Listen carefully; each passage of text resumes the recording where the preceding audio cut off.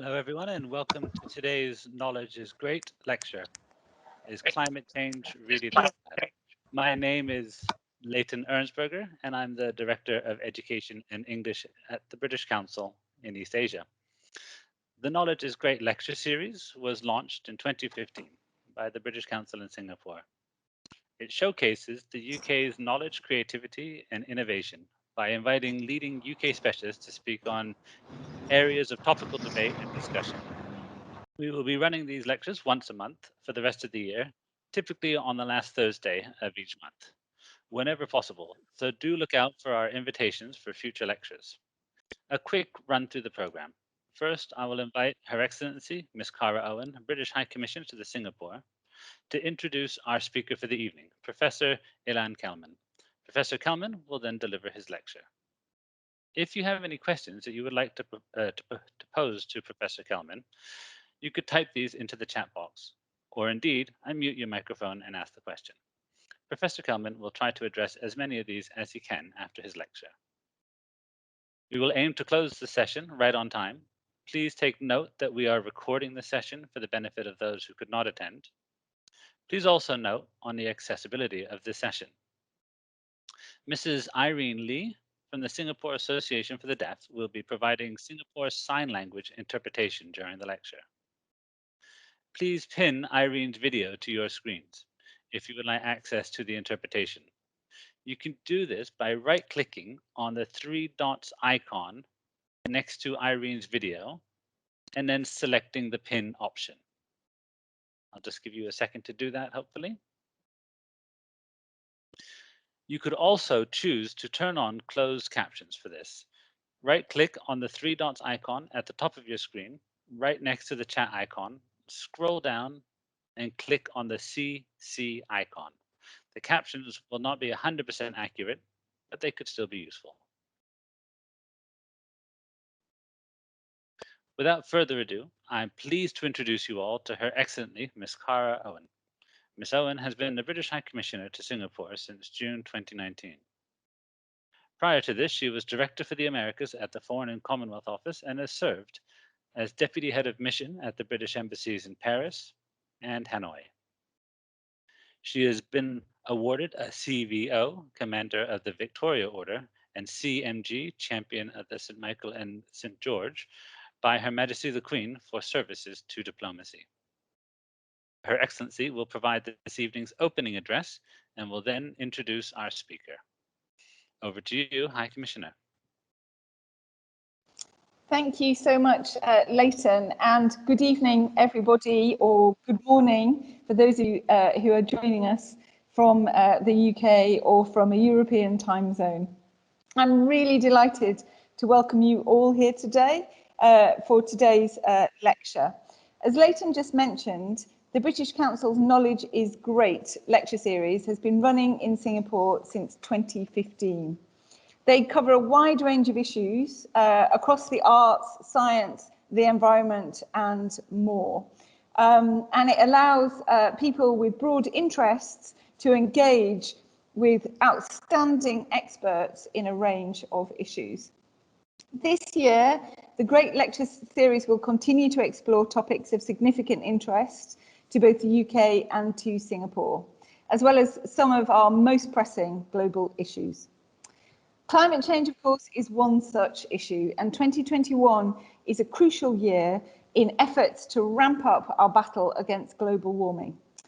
In 8 months' time, I can't believe it's only 8 months' time, the UK will host the 26th United Nations Climate Change Conference of the Parties, or COP26, as we call it for short, in Glasgow.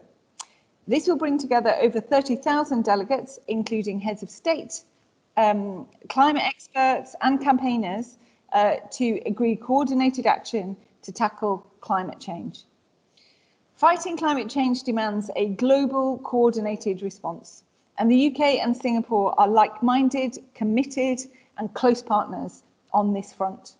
We both agree that climate action cannot wait. For the UK, we have the really heavy responsibility of holding the presidency of this year's COP. It takes place at a moment of real importance. Last December, it would have been 5 years since the historic Paris Agreement that brought, after a period of us not looking like we were going to get anywhere globally in getting shared agreements on tackling climate change, it was a really historic agreement at a critical juncture to tell us what we all had to do to get on track to keep global temperatures down. So the meeting in Glasgow is going to pick up that mantle and seek to drive momentum even further up, including engaging countries that haven't necessarily been as ambitious as we need everybody to be in order to meet our climate goals. I think the meeting will also take place at a time when we're looking towards our recovery from a global pandemic. And this has reshaped our view of risk. There is not a meeting that I go to now where climate and sustainability doesn't come up. And I think the fact that we have been dealing with something that we all knew could happen, but maybe didn't look like an imminent risk, a pandemic, is our very background at the moment. And the pandemic itself has changed our view of nature, of our air quality, and of our futures. So there's a huge opportunity in this crossroads moment, and we share a responsibility to make the most of it, starting with a deep recognition of the importance and urgency of the task. Singapore has shown real leadership in this area. It was the first country in Southeast Asia to update its commitments under the Paris Agreement in readiness for COP26. And it remains the only country in the region that has confirmed that it will seek to reach net zero as soon as possible in the second half of the century. Addressing the global challenge, and we can see from the announcements that they've made how they are thinking about making sure that they can reach that target, or even if they can, to advance it. So addressing the global challenge of climate change and seizing the economic opportunities that it represents, and I believe these are really, really strong, including for our two countries, permeates our whole relationship.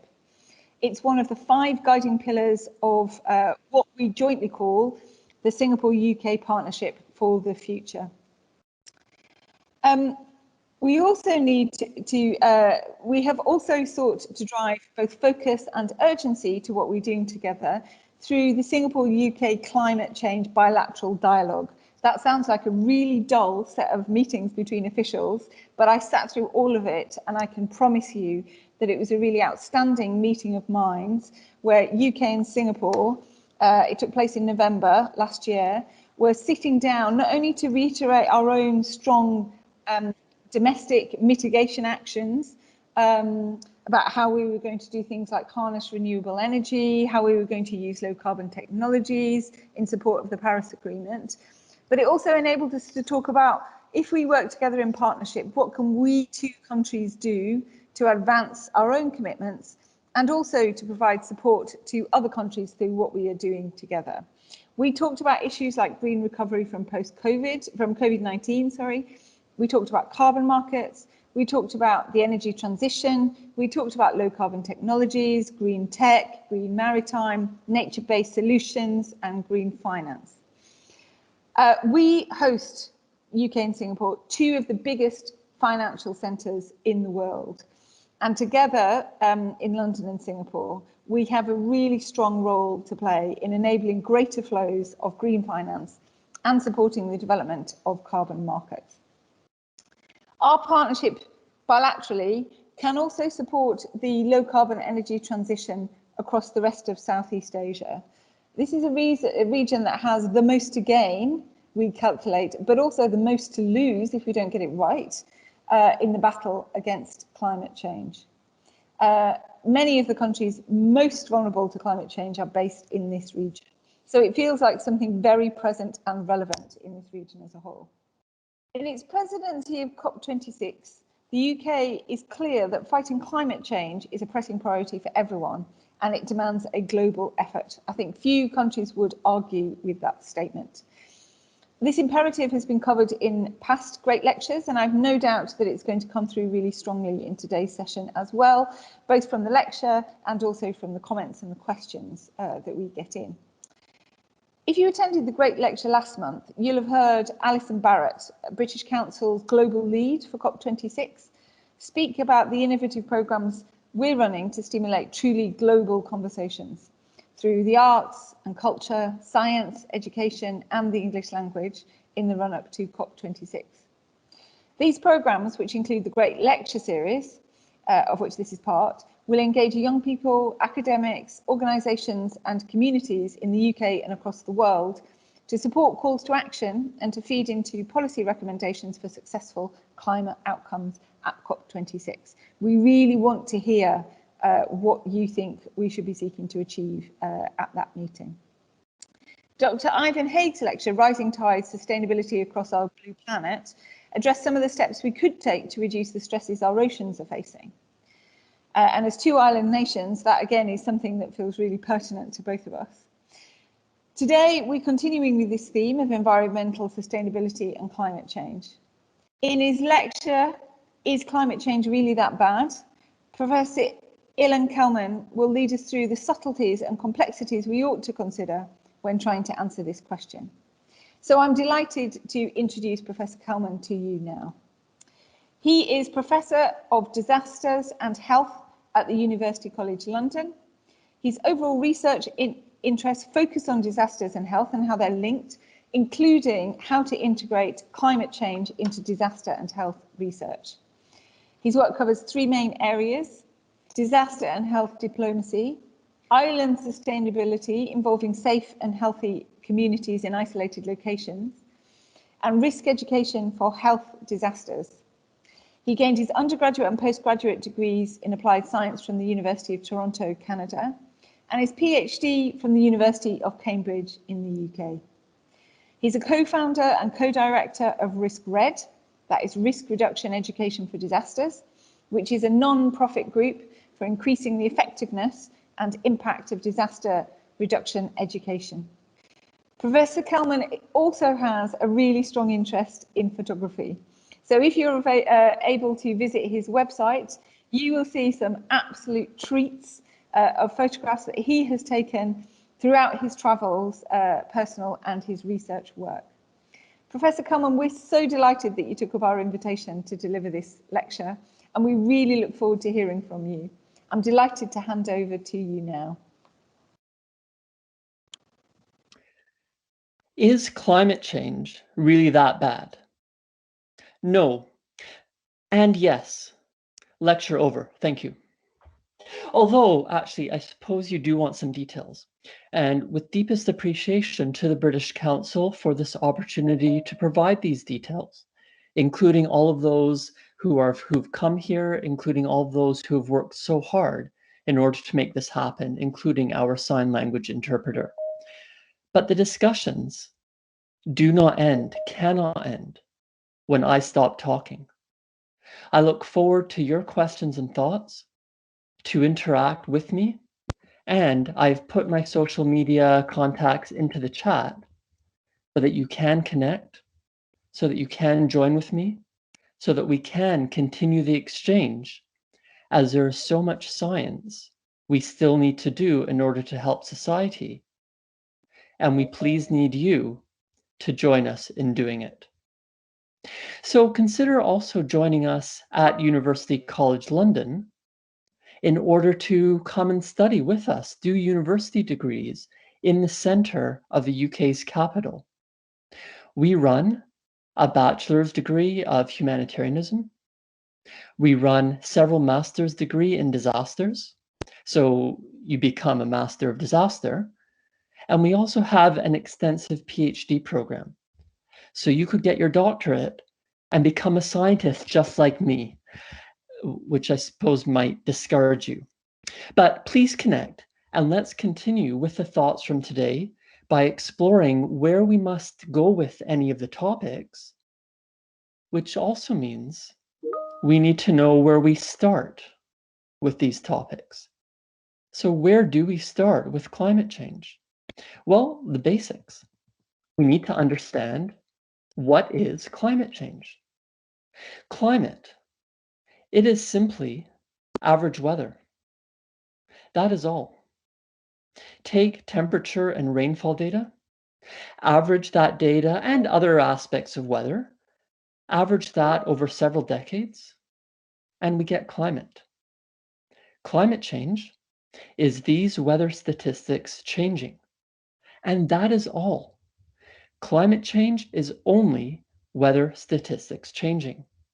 Climate change, of course, has happened since the Earth formed, and these natural influences continue. The concern today is how rapidly and substantially human activity is changing the climate. There is no doubt. We burn fossil fuels, we release greenhouse gases such as carbon dioxide, and there are other mechanisms also, and then we destroy ecosystems which remove these gases from the atmosphere, which means that overall, we are quickly increasing the concentration of greenhouse gases in the atmosphere. This traps more heat from the sun, and the planet heats up. Continually adding more heat to the atmosphere means that we're adding more heat to the weather. We're doing this, the weather changes, and over the long term, the climate then changes due to human activity. No doubt, human-caused climate change is happening. No doubt, it is happening swiftly, particularly compared to many of the natural mechanisms of climate change. This is the science. But so what? Is human-caused climate change really that bad? What are the consequences? Should we be worried? Why should we be worried? This is where science, too often, is dominated by rhetoric. We need to be careful in answering these questions in order to ensure that we maintain a scientific approach. So, as an example, we often hear climate change causing disasters. Well, let's start at the beginning. What is a disaster? The disaster is not what the environment does all the time, earthquakes, weather, because we do not know whether the earthquake or the weather will make a disaster by killing people and destroying buildings. Sometimes it does, but sometimes the earthquake happens or the weather happens and there's no human impact, there's no disaster. How society can or cannot deal with the environment determines the disaster, not the environment itself. This is vulnerability, a societal process setting up people and communities to be harmed by the environment. Poorly constructed buildings, breaking planning regulations, not having insurance, not receiving or understanding warning messages because we do not speak the language, not being able to evacuate because we are sick or have mobility difficulties. Perhaps we fear assault in an emergency shelter or on the evacuation route. And so many other of these human aspects, of these human elements, which can make it difficult to deal with the environment, even when we know exactly what is coming, even when we know exactly what we are meant to be doing. This is why we do not use the phrase natural disaster. Natural disasters do not exist.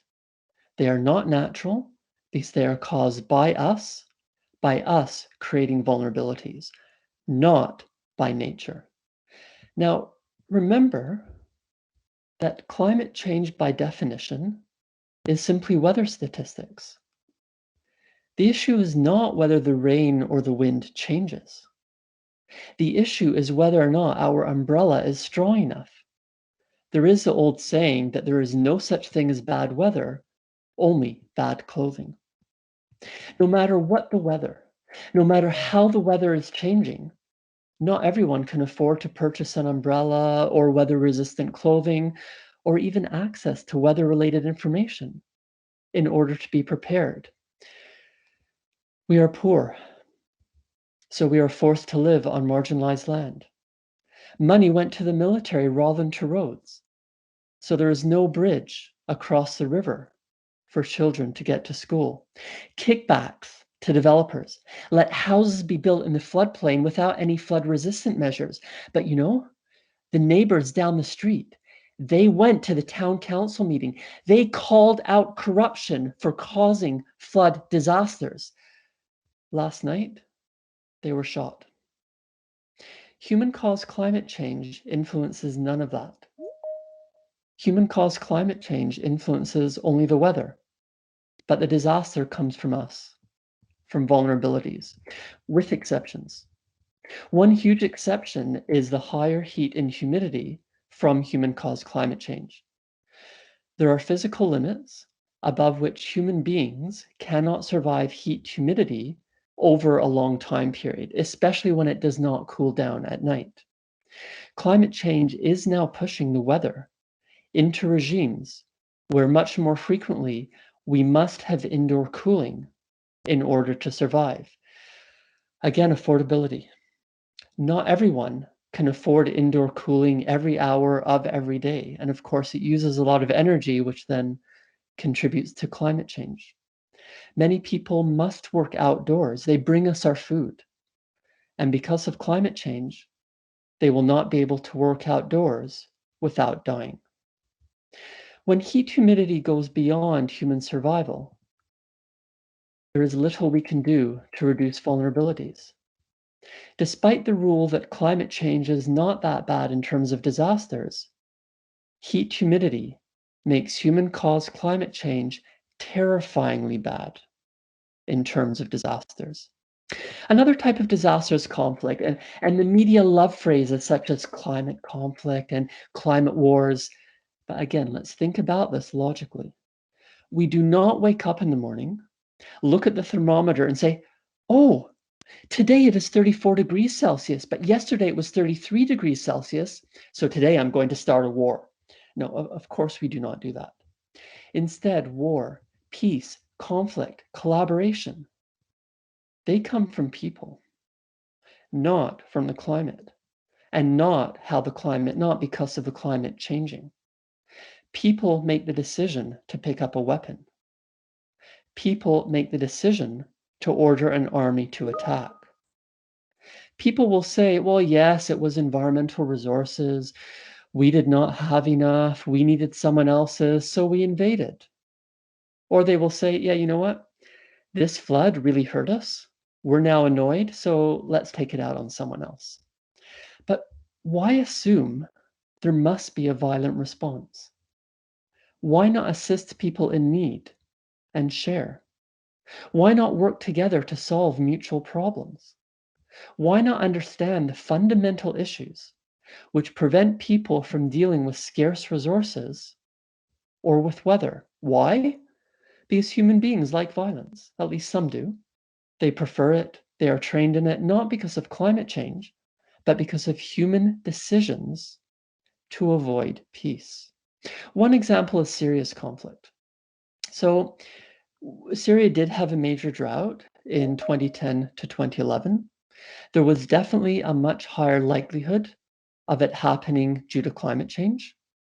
But over the previous century, Syria had had 3, maybe 4 droughts, which were equivalent or even worse than the 2010 to 2011 drought. So these droughts happen. Even more, Syria's leaders over previous decades had implemented poor water management and poor agricultural practices, which also contribute to drought. In fact, they are really the cause of drought. So no matter how climate change affected the rain, there was a clear long-term process by which the 2010 to 2011 drought in Syria was inevitable and was caused by human decisions. Additionally, over the previous 2 generations, Syria's population had almost quadrupled in size. Think about what that means for using water. Think about what that means for food. Suddenly, the influence of climate change starts to diminish, meaning that the notion that climate change caused the war really breaks down. In any case, over those previous 2 generations, Syria was led by brutal dictators. When we are oppressed by totalitarians for our entire life, at what point might we want to start a revolution? Why blame climate change for human political decisions and human political responses? If the revolt had not happened in Syria 10 years ago, then it would have happened later. It simply would have happened at some point. And it's the same with any conflict. To really understand a conflict, to really understand a country, we need to analyze history for 50 or 100 years.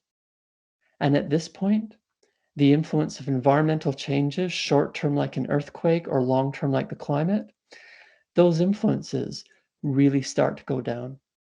We have been looking at this through research which we call disaster diplomacy. Disaster diplomacy, trying to understand how and why disasters and dealing with disasters influences peace or influences conflict. And I've put some of that information in the chat so you can see the importance of these long-term analyses. Disaster diplomacy, climate conflict, it is about people. It is not about the weather. As with disasters, though, there are exceptions. Heat does cause biophysical and biochemical changes in our bodies. These changes might lead to more aggression or more apathy, or they might simply impair our judgment. There are many aspects which we need you to explore through science, which might indicate that climate change, particularly heat and humidity, do actually influence our day-to-day actions, do actually influence our day-to-day decisions, even if fundamentally it is still people, not climate, causing war. And so people, not climate, can and should choose peace, where peace is a pathway which we want. And migration, I mean, that's very similar. So we often hear about climate change migration or climate refugees. Well, you know the pattern already. We are going to start at the beginning. Define refugee. Well, the definition of refugee comes from international law. It refers to someone who crosses an international border because they fear persecution. But they fear persecution for reasons of race, religion, nationality, membership of a particular social group, or political opinion. In the legal definition, climate is not mentioned. The environment is not mentioned. This definition can be changed. But for now, we have the definition, and it means that no one can be a climate change refugee. That's just refugees. There are many other forms of migration. So what does it mean for climate migration or climate change migration? Migration is a typical human condition. So many of us do it for so many reasons: fun, adventure, family, health, education, jobs, well-being. Voluntary migration does not justify forced migration. But there are ambiguities. Let's say that you choose to come to UCL in London in order to study with us for these unique degrees in humanitarianism or disasters. Well, this is voluntary. You are making a decision. But to get the qualification to be with us, you are forced to move. And it's the same with jobs, right? You want a job, it is the only opportunity which you have, so you must move. It's sort of voluntary and forced together at different levels. And this happens all the time. It is not linked to climate change. Conversely, many British people will buy a second home or a new home on the Mediterranean in order to retire into the warm areas. Retire to warm areas. They are climate migrants, but we do not call them that. We call them expats or expatriates. Now we have human-caused climate change, which is heating up the UK. The Mediterranean might become too hot. And so these British retirees might instead buy another house in the UK and retire in the UK. So climate change is reducing climate migration. Interesting. With all of these different factors and all of these peculiarities, why then does climate change suddenly dominate migration discussions? Why are migrants suddenly a problem? We have a migration crisis, as if people cause these problems of migration, and as if the drivers of migration can be forgotten and everything can be blamed on individuals. The story becomes completely artificial, completely constructed. Nonetheless, too many people are forced to move after disasters or during disasters, including conflict. And this is unacceptable, because our duty, including our duty as scientists, is to help people. These people do suffer immensely, and we need to ensure that when we provide help, when we create policies, that it is based on science. The science says that this forced migration comes from vulnerabilities, people not having the resources or opportunities to deal with weather, for example, not from the weather per se. Because again, remember the definition, remember the beginning. Weather, climate, and climate change do not cause disasters. Weather, climate, and climate change do not cause conflict. Well, apart from the exceptions. And again, heat humidity comes into this again, because we are, unfortunately, likely to see absolutely terrible forced migration from areas which are too hot and too humid to live in. People's only choice is going to be to leave or to die. And this comes from human-caused climate change. There are also, though, many people who do not have the resources, do not have the opportunities to move, even when they want to. They are called immobile, not being able to move. They are populations who we expect to become trapped because of climate change. They simply do not have the opportunities and choices to escape from these awful heat-humidity combinations, to escape from what heat-humidity is going to do to food and water and livelihoods. Another example is rising sea levels from human-caused climate change. And again, this is another exception to the rule of no climate change migrants. Now, sea level rise is complicated. There are actually many contributors which are causing the oceans to rise from climate change. Most of them we could deal with if we choose to. At the moment, we are choosing not to deal with them, which means that yes, problems do result. But the real trouble emerges if ice sheets melt. So Greenland and Antarctica, if they go, we are looking at dozens of meters of sea level rise, dozens, but this is going to happen over centuries. So yeah, large parts of megacities and many coastlines, they will go underwater.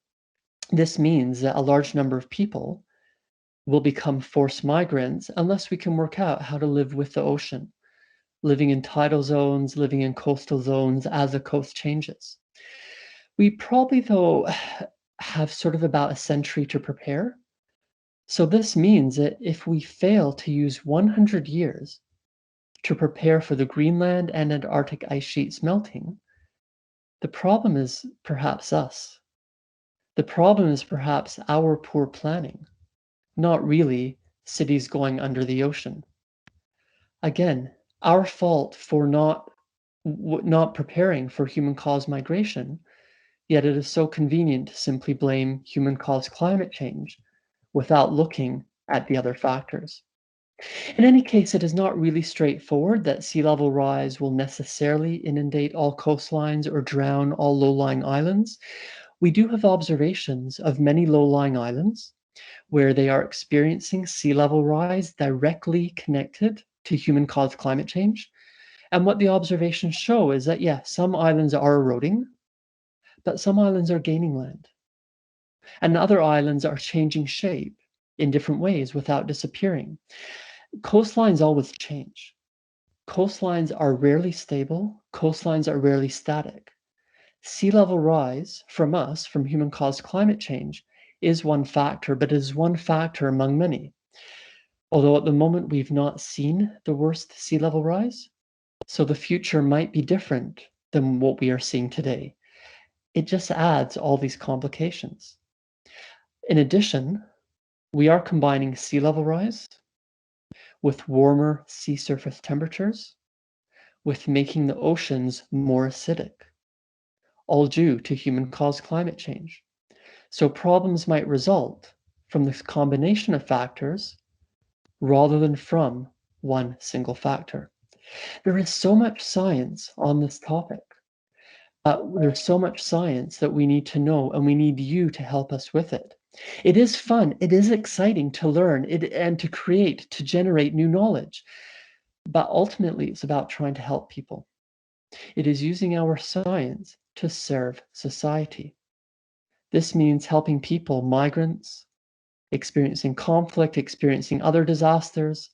It really has to be science for us to do better.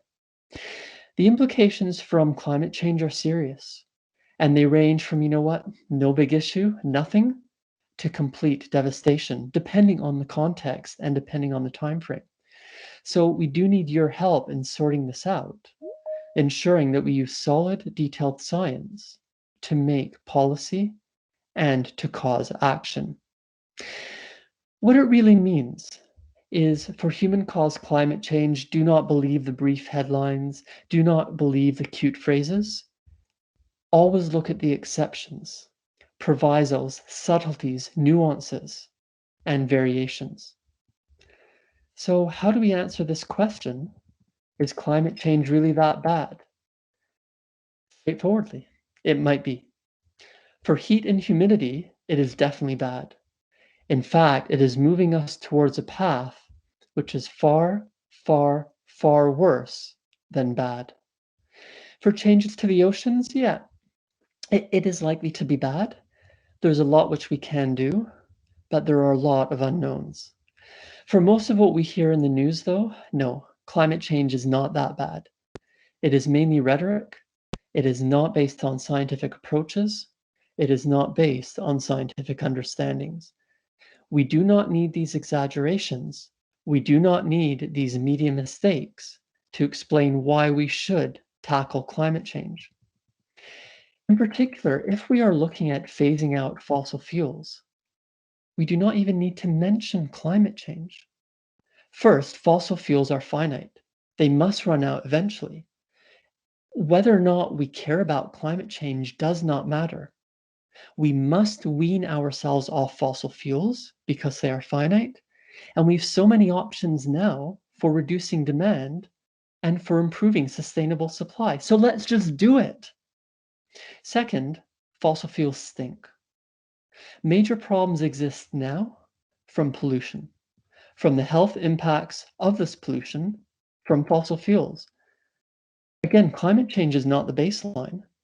If we want clean air, if we want less asthma, then we have to move away from fossil fuels. This also relates to better cities, better living, green spaces, ecosystems which absorb greenhouse gases. There are so many reasons to have better living spaces.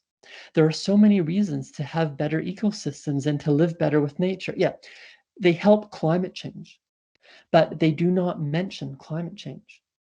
We actually do not need to talk about climate change in order to solve the fundamental causes of climate change. So instead, to me, and hopefully from you, let's be honest. Let's be scientific about what climate change does and does not do. When we are honest, climate change still appears as a big concern. We are not losing anything, but it appears as one concern among many other big concerns. In context, as part of many other topics, not as a standalone issue, and certainly not dominating all other big issues which require our immediate and urgent attention. What is really bad about climate change is when we permit it to take over everything we do. This causes more problems. This sidelines the importance of evidence. This sidelines the importance of science. This sidelines so many day-to-day and century-to-century challenges, which we all face and really should be addressing now. That's why we need you, because there's so much and we have to work together. So please engage in these topics. Again, I'll put my social media details into the chat because we need everyone on board. We need them interacting through science, education, and outreach, and discussion in order to do better, in order to avoid the mistakes, and in order to ensure that we are doing right with science for society in order to move better into a better future. So please do connect. Please do start being part of the conversation. And then I look forward to answering all your questions and seeing what your concerns are. Thank you very much. Thank you, Professor Kelman. That was very insightful and has certainly given us a lot to think about. We have about 15 minutes left for questions. Quite a few questions have come through from our audience. My colleague Ellie has also been posting some of the questions that were submitted prior to today's lecture when you were registering. So I'll go through some of those. I'll choose the questions that you like the most. So please do, go through the questions, scroll up, scroll down, have a look at the questions that speak most to you. If there's a different question you want to ask, please ask, and hopefully others will like it as well. But we have time for a few questions, Professor Kelman, if that's okay. And I'll ask you a relatively simply worded one. Some are more complicatedly wording. I know you covered this a little bit, but are most political disputes a cause or a consequence of the impacts of climate change? Absolutely not. Political disputes are a cause and consequence of people. So we need to take responsibility. We need to say that if we want peace, if we want cooperation, we must actively pursue it. Let's stop blaming the environment. Let's stop blaming the changing environment for decisions over which we have control, which is absolutely politics. Excellent. So the trying to keep the focus on what we can do is not sort of what you're encouraging there, which I think makes sense. There's another question which I know came up in the pre-questions. It was asked again by one of our viewers today. Just along the lines of, we've had climate change many years ago, and in fact now it's still a hot topic and it's still happening. With the mindset of human acts, what are we supposed to do? I'm feeling useless. I think it links to another question also around climate change has happened historically as well, and it's come and it's gone, right? So what control do we really have? And it's been a long-going discussion. So what can we really do?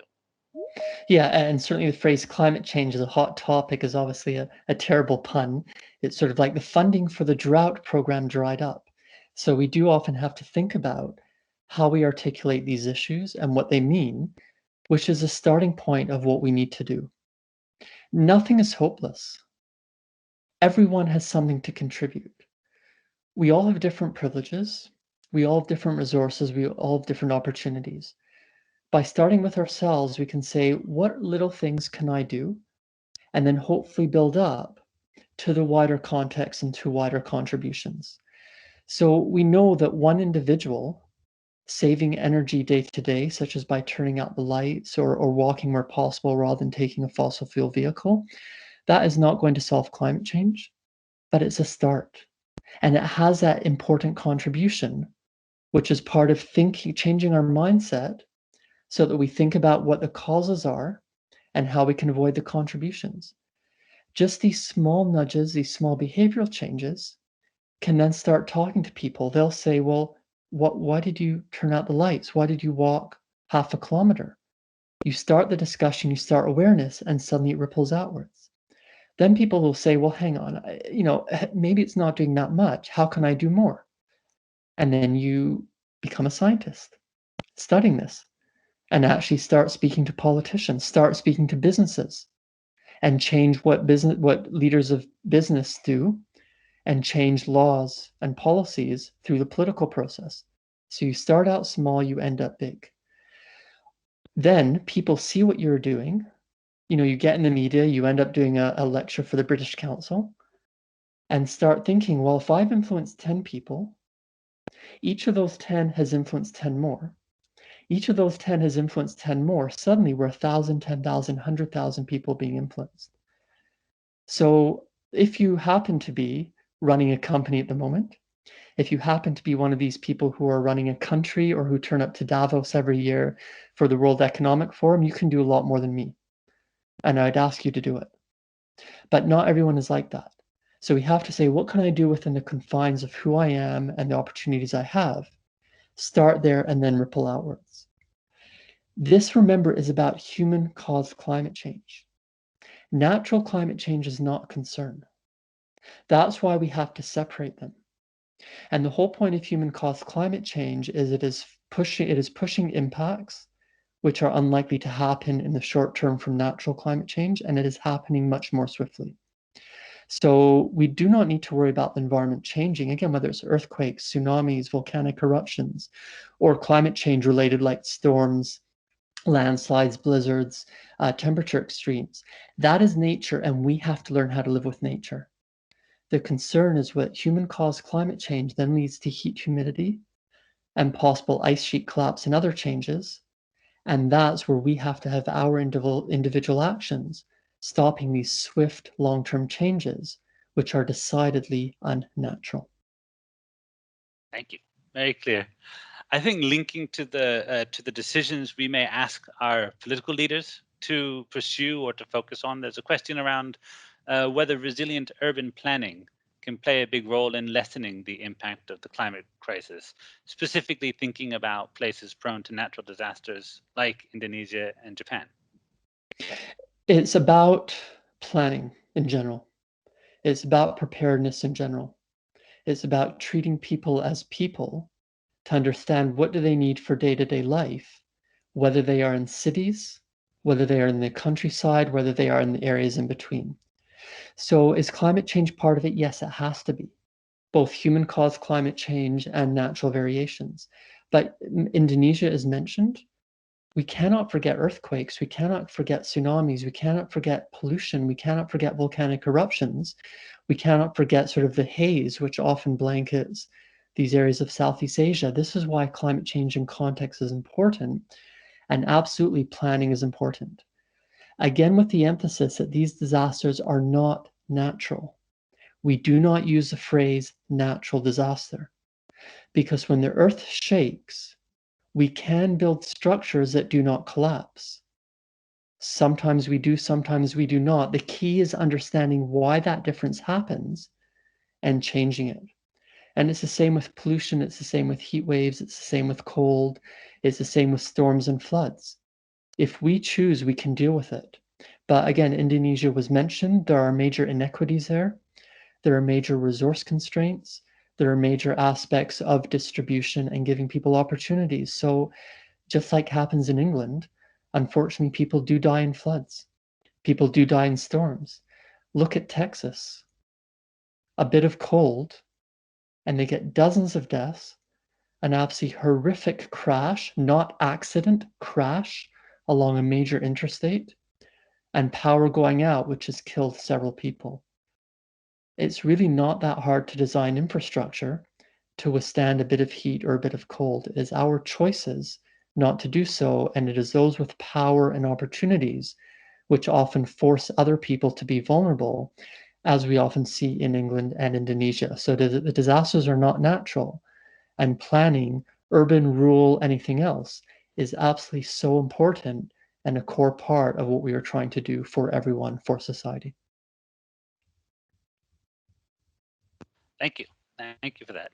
I think it's interesting your point around not calling earthquakes a natural disaster, because obviously in some ways I think I definitely thought they were the most natural of all. But I take your point. I think it's about planning, as you say.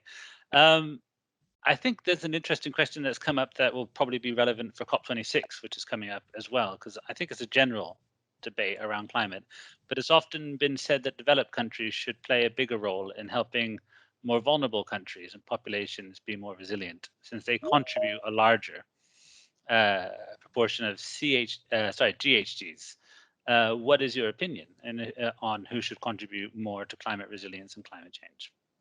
If we don't contribute as much as we can, we're going to fail. It's up to all of us. The developing-developed divide was out of date decades ago. We can go to places in northern Canada where Indigenous communities have almost zero infrastructure. They are in worse circumstances than the informal settlements in places like Bangladesh or Indonesia. We can also go to gated suburbs in supposedly developing country cities like Nairobi, where they're rich, they're fine, there are no issues. So it's not about countries per se. This underdeveloped, developed, developing divide simply makes no sense. We all have to contribute as much as we can, especially because we are all vulnerable. Disasters happen in the UK. There was a tower block in the center of London which caught fire and killed 72 people. That's phenomenal. You know how rich the UK, how developed the UK is, and yet people could not get out of a high rise on fire. It's just phenomenal. As I mentioned, Texas, how a country with those resources could let this sort of devastation happen in the state because the temperature dropped below freezing for a short while. So we are all in it. We all must contribute, and let's stop saying, well, you're over there and we're here, you're other, we're us. Let's just say we're one species on one planet. We're not doing that great a job. We all have things we can contribute. We all have problems we're experiencing. So let's all do as much as we can. Let's all be contributing everything that we can. Thank you very much. We had a really interesting question that actually came in before from the National Institute of Health Research and Development in Indonesia. I don't know if the person is on the call right now who submitted the question. Do raise your hand if you are, but I'll ask the question anyways, we can pass on the answer. How can we create a collaboration between the National Institute of Health Research and Development in Indonesia, for example, but also for specifics for the person who submitted the question, for research and training in disaster and in health? Oh, send me an email. Let's see what we can do together. We are always happy to collaborate. We're happy to do any research which is funded. And the sad reality of universities these days is there is a business model. Whether or not we agree with it is sort of another question, but we do have to ensure that the finances of anything we do sort of add up and match what our institution is looking for. So we are always delighted to be looking for grant applications, to be applying for projects, and to collaborate. This is not about, again, this is to emphasize, this is not about developed countries, helping the developing. Anyone in Indonesia knows as much as I do on these issues, particularly about Indonesia. So yes, I'd be delighted to collaborate, perhaps as a UK-Indonesia comparison. So Indonesian researchers can come to the UK, we'll walk around London, and the Indonesians can tell us what we need to do in London and in the UK. And then, yeah, I'll turn up in Jakarta or elsewhere, and we can do the same. This is about learning. This is about exchange. And again, we all have issues and problems. We all have contributions. We all must learn, we all must teach. It's about equitable exchange for which we need collaborators, and whatever funding source is available, we will go in together as equal partners, hopefully collaborate, get to know each other, and then produce knowledge which will improve everything that we do.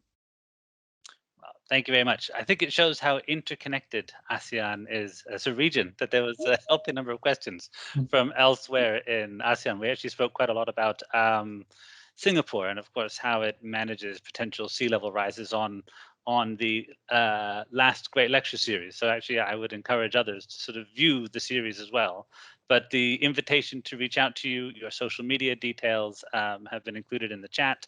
So hopefully, our colleague in Indonesia, also in Singapore and other education institutions in ASEAN, will reach out and carry on the conversation.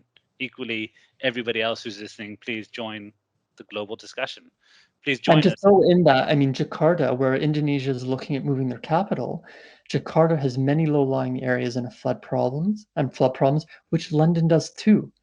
And Singapore and London both have huge barriers, which are supposed to be dealing with sea flooding as well as rainfall flooding. So what we can learn from each other is phenomenal, and we just need these comparators where we work with each other, look at each other's situations, and then sit, learn, and exchange in order to better for all three countries, and of course more around the ASEAN region and around Europe. Absolutely. And luckily, through digital, we can connect without necessarily having to travel as well, which has its benefits for sure. So thank you, Professor Kelman. Let me also thank the High Commissioner. I'm afraid that that's all we have time today. Thank you all for your questions. Thank you, Professor Kelman, for your time, and also thank you, Irene, for the sign language translation.